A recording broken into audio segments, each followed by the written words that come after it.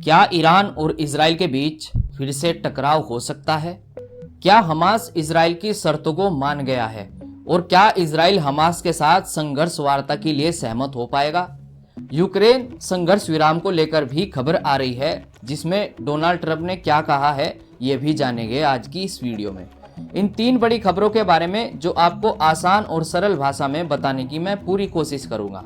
उम्मीद है आप सब अच्छे होंगे। मेरा नाम है सलमान और आप देख रहे हैं मेरा यूट्यूब चैनल दी सलमान हसन।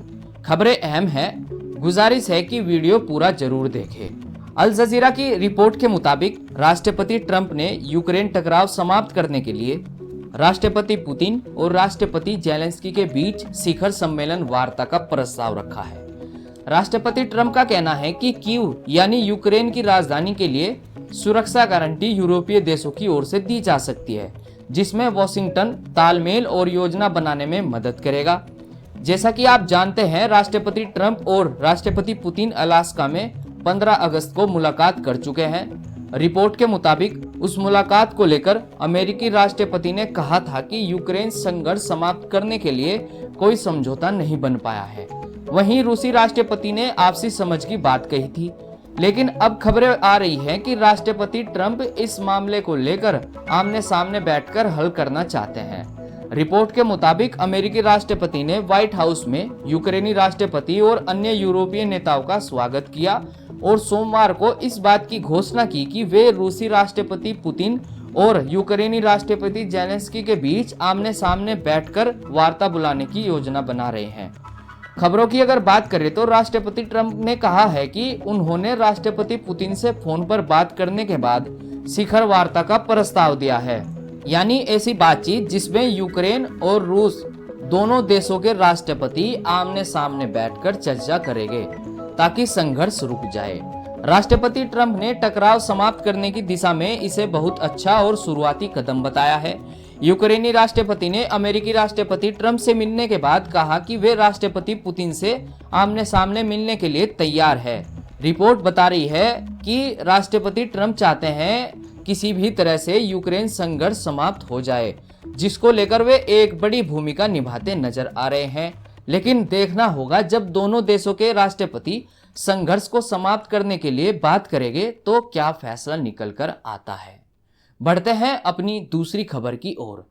एक अपडेट सामने आया है जिसमें हमास ने कहा है कि वह नए संघर्ष विराम प्रस्ताव पर सहमत है, लेकिन प्रधानमंत्री नेतन्याहू ने इस बात को नामंजूर कर दिया और कहा कि आईडीएफ गजा पर नियंत्रण करने की योजना पर काम कर रही है, जिसके कारण हमास दबाव में है। लगातार खबरें आ रही है जहां हमास और इजराइल के बीच टकराव को समाप्त करने और शांति लाने की बात चल रही है। बीच में जो देश मध्यस्थ की भूमिका निभा रहे हैं उनकी तरफ से भी कोशिश की जा रही है ताकि इस समझौते को अंतिम रूप दिया जा सके।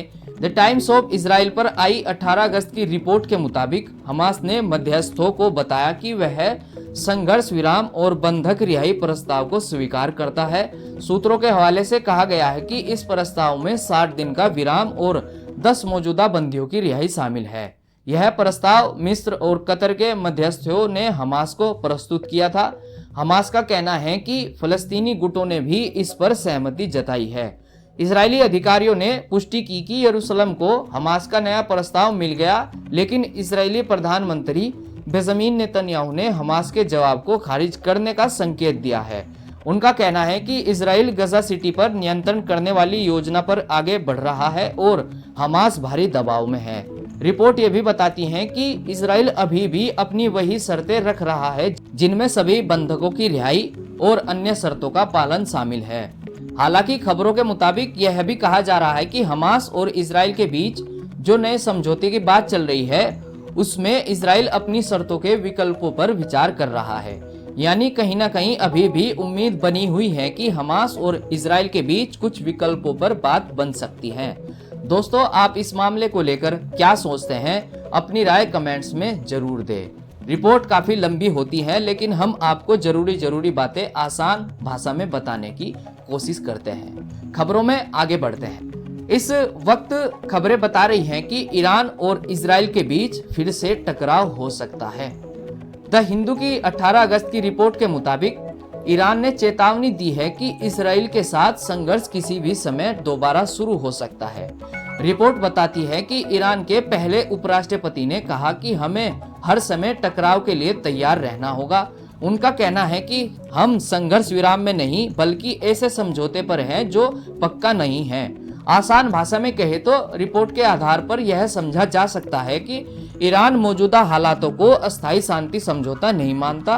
कुछ महीने पहले ईरान और इजराइल के बीच हुई संघर्ष में काफी नुकसान हुआ था, जिसमें कई कमांडर और परमाणु वैज्ञानिकों के साथ साथ आम लोगों की जान माल का भी नुकसान हुआ।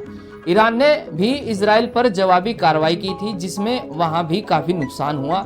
हालांकि संघर्ष विराम की घोषणा की गई थी, लेकिन रिपोर्ट के अनुसार यह कोई अस्थायी समझौता नहीं था।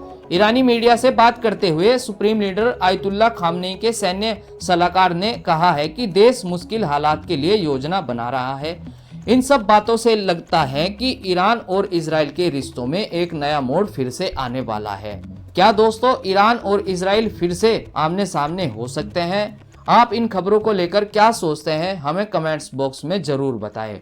तो ये थी आज की 3 बड़ी खबरें जो मीडिया रिपोर्ट्स पर आधारित थी। मिलते हैं नई खबरों के साथ, तब तक के लिए मुझे दीजिए इजाजत।